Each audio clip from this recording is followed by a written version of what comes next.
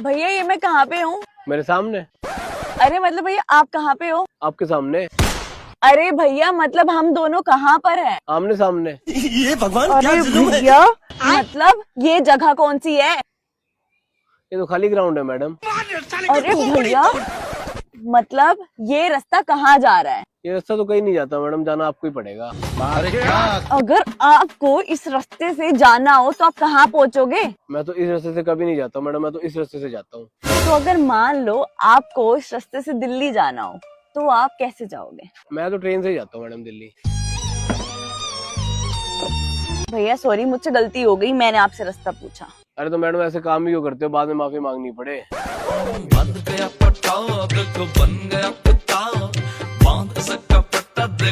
પ્રમુખ સ્વામીના મુખ્યથી પણ સાંભળ્યું કે આપણે અગિયારસ તો કરવી જ જોઈએ, એટલે ત્યારે એ બી એકદમ અંતરમાં ભાવના થઈ, લાગણી થઈ કે સ્વામી કહે છે તો આપણે સ્વામીને રાજી કરવા માટે કરવી જોઈએ.